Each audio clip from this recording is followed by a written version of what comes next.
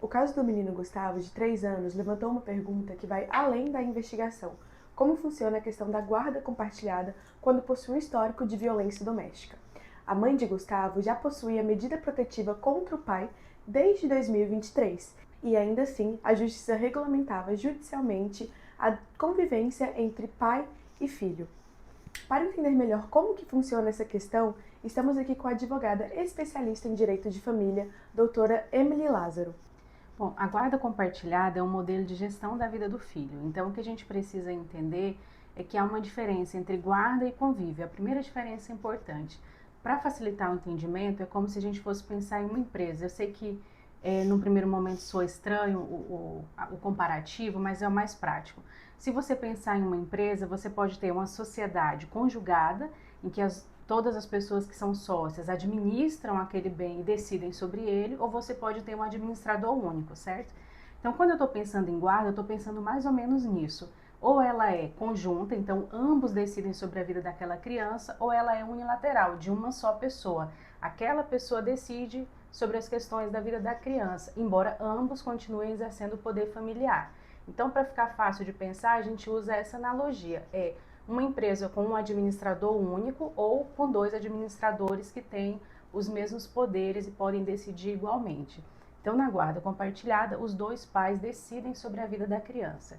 A guarda compartilhada ou a unilateral, independente do modelo, além disso, tem que fixar o regime de convívio, né? Então, uma pessoa pode ter a guarda compartilhada e a criança morar com a mãe, por exemplo, e ela conviver muito com o pai, ou a guarda pode ser compartilhada, ainda assim ela conviver pouco com o pai, só nos finais de semana, por exemplo.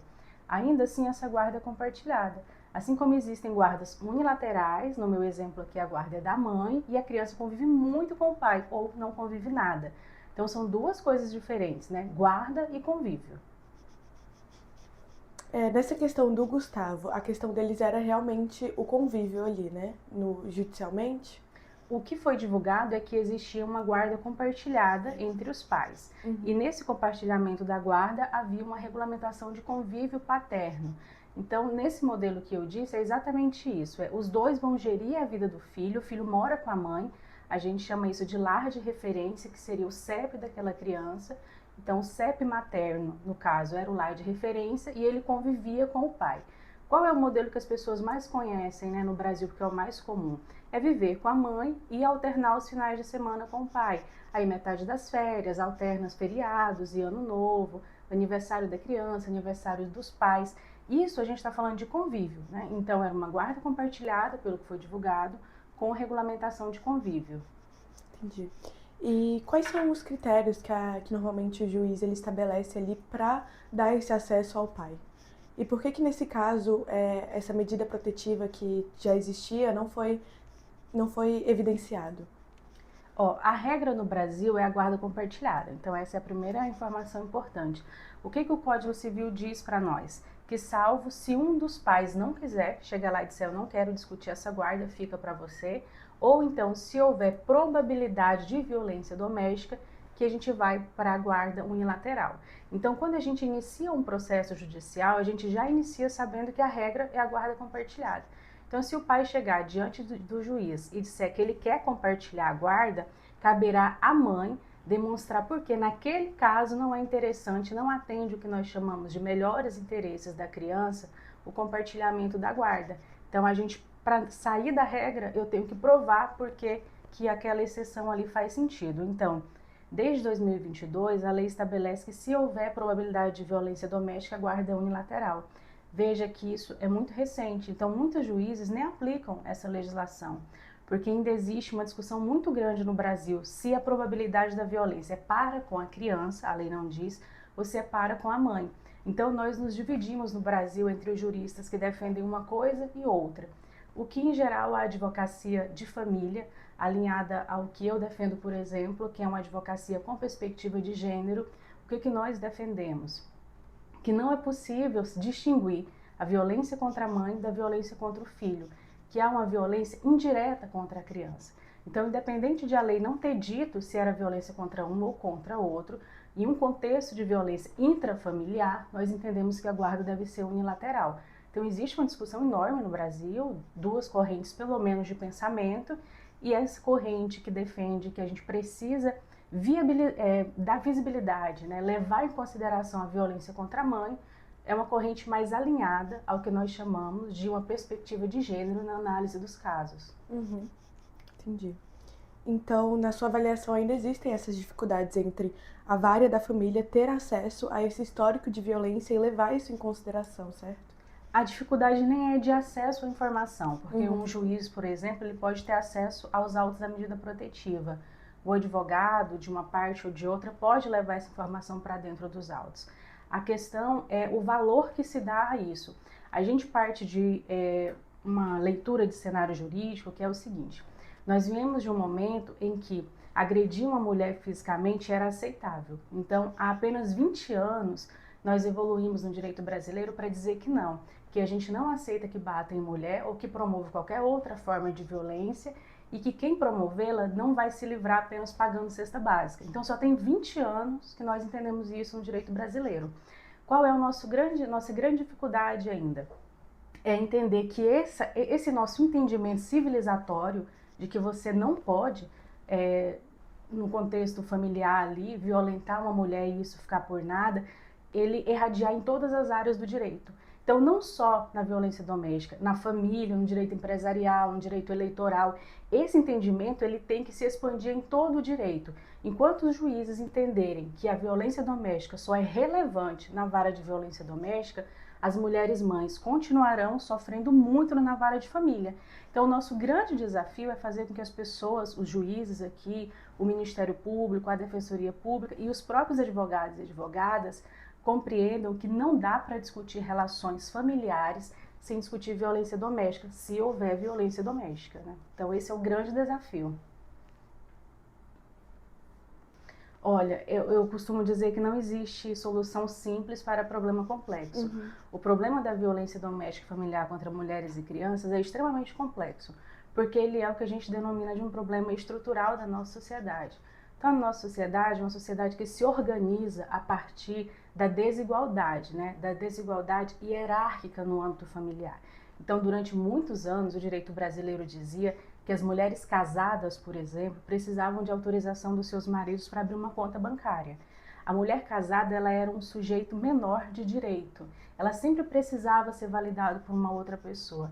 Era como se hoje fosse no contexto, a gente pensando anteriormente, de uma criança.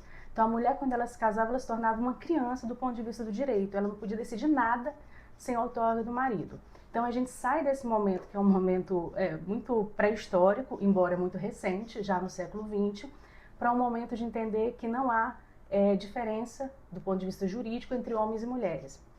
Então, em 1988, a gente passa pela Constituição Federal a ser considerado iguais em direitos e deveres. Em 2002, o Código Civil vem e afasta várias coisas e diz, olha, realmente homens e mulheres são iguais. Então, a gente não vai mais discutir, por exemplo, que a mulher, se ela não for virgem, pode ser devolvida para o pai no casamento. A gente não vai mais discutir que o homem é o senhor da casa, que é ele quem determina. Então, a gente iguala as pessoas. Só que isso é muito recente na nossa história. Então, a gente vem fundamentado nesse caminhada. Não dá para a gente esquecer de onde a gente vem, né? Assim, tem que entender que a gente tem um passado, o Brasil tem um passado histórico, jurídico e social, mas a gente precisa olhar para frente.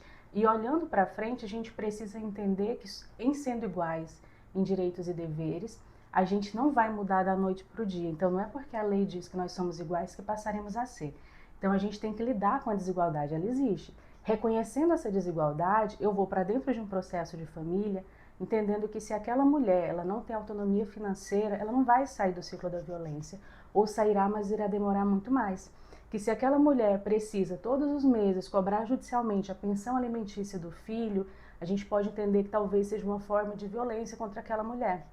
Então a gente precisa abrir novos horizontes e compreender que o que era natural, na verdade, pode ser violência naturalizada, né? Então passa por uma profunda mudança nossa de sociedade, de entender o que não é mais admissível. Do ponto de vista civilizatório, o que a gente não admite mais? Eu acho que essa é uma primeira coisa que a gente tem que entender. Entendendo, por exemplo, que a gente não admite mais bater em criança, que isso é crime. E está aí a lei do menino Henri Borel, que seria quase uma lei Maria da Penha para as crianças, né? Ela é muito similar. Então, veja, essa é uma lei muito recente e ainda hoje os pais acham que educam batendo os filhos. E foi preciso vir uma lei para dizer que você não pode fazer isso com uma criança e adolescente, que isso é crime. Então, nós estamos a passos muito curtos evoluindo, mas a lei sozinha não faz nenhum milagre. Então é preciso que a gente entenda enquanto sociedade quais são os nossos limites civilizatórios, qual é o nosso pacto civilizatório, né? E que isso se expanda por todos os caminhos. E dentro do judiciário é que o judiciário tem um compromisso efetivo com a vida de mulheres e crianças. Que o judiciário deixe de fingir que nós somos iguais, porque nós não somos. Nós ainda ganhamos menos trabalhando mais, o trabalho doméstico ainda é majoritariamente feminino, isso impacta nas nossas horas de trabalho remunerado, o modo como nós nos organizamos socialmente faz com que as mulheres abram mão de tudo pelo bem-estar dos seus filhos, inclusive de patrimônio nos processos de divórcio. Então, se a gente ignora essa realidade e finge que a gente é igual, que a gente já alcançou essa igualdade, a gente nunca vai resolver o problema. Então, o judiciário precisa lidar com a realidade. E aí a gente tem alguns instrumentos para isso. Hoje, no Brasil, a gente tem um protocolo para julgamento com perspectiva de gênero, que é um documento que diz basicamente que todo o sistema de justiça ele precisa se pautar na realidade concreta. E ao se pautar na realidade concreta da vida das mulheres, ele tem que tentar reduzir as desigualdades. Então, um juiz, por exemplo, que fixa uma guarda ignorando a existência de violência doméstica contra aquela mãe, ele não está se pautando na realidade. Ele está se pautando no ideário que não existe, que é o ideário de que, mas é muito importante para os filhos conviverem com os pais. A gente não está dizendo que não é, mas a gente está dizendo que no contexto de violência é preciso ter cautelas, é preciso acreditar no que a mulher fala. A mulher ainda é muito desacreditada no sistema de justiça. Então, quando uma mãe relata uma violência, a primeira resposta do judiciário não pode ser dizer que o direito de convívio do pai com o filho é sagrado. Tem que ser dizer o direito à integridade física, psicológica e moral é sagrada. Então, a gente vai acautelar, nós vamos cuidar disso, vamos investigar o que está acontecendo e daí sim a gente vai entender se esse pai convive ou não. Então, é inverter o olhar. É primeiro proteger, depois dar ao pai o que tem que dar, à mãe o que tem que dar, né? E a Constituição Federal ela já é muito clara nesse sentido. Ela diz que o sujeito com prioridade absoluta no sistema brasileiro são as crianças e adolescentes. Então não é o pai, não é a mãe. Quando o judiciário diz que vai conviver sim, independente da violência, porque é direito do pai conviver, ele está rasgando a Constituição.